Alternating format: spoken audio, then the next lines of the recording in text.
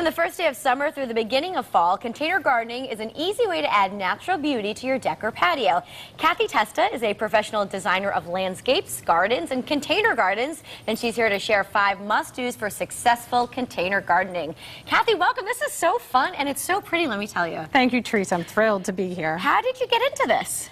I made a big career change, left corporate America, and I went to UConn to get my first degree in horticulture, and I've been working in plants ever since. I haven't looked back. And you have a blog that's quite popular. Yes, it's called Container Crazy Cathy T, because I'm very crazy about container gardening.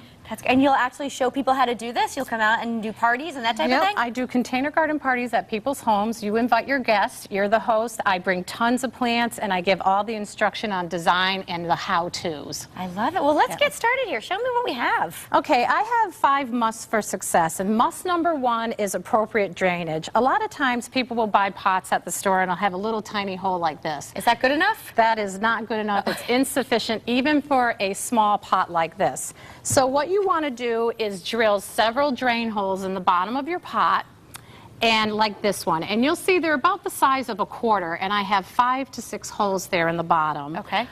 This will allow for free movement of water through the soil profile in the pot, which is extremely important, because if the soils remain wet in the bottom of the pot, the root will not get the oxygen that it needs, and it actually can die, and then that will eventually lead to plant death. And a lot of times, that once or twice, Cathy. yeah, that might be my downfall. Yeah, many people have done that. They have not done enough drain holes. So that's number 1.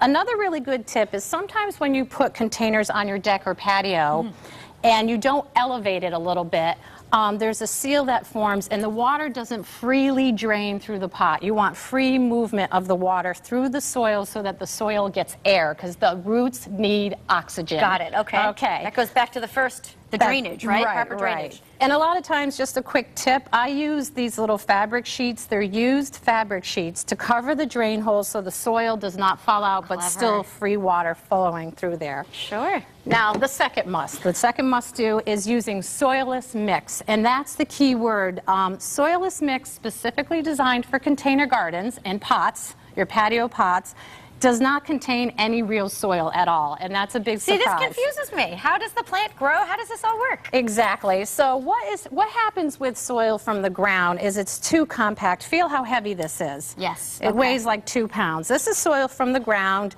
It can harbor soil-borne insects. It can have weed seeds. We don't want that in our container garden, and it's too dense. And in a container garden, you have to water a lot, so that makes it even more compact. Okay. The young new roots cannot grow through this. They can't get the oxygen or the water that they need.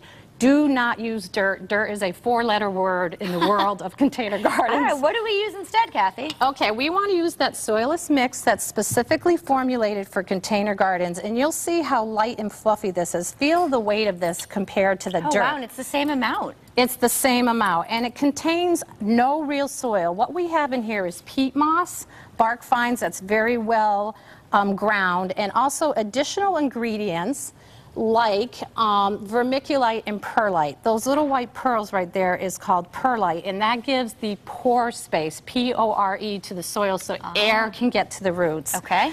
Vermiculite is it's a mineral that looks like mica that allows to hold moisture and nutrients. You want a balanced soil that can hold 25% air, 25% water, and the rest 50% is organic matter. But it has no real dirt from the ground. It's pasteurized and sterile. Is this something you have to make yourself, or does this come pre-made with all of these ingredients? The good news is that it comes pre-made, and there's many, many types of Soilless mix on the market for containers. Okay. A lot of organic types where they're now using coconut, believe it or not, as one of the ingredients to replace some of the not so renewable ingredients. All right, so moving on to slow-release fertilizer.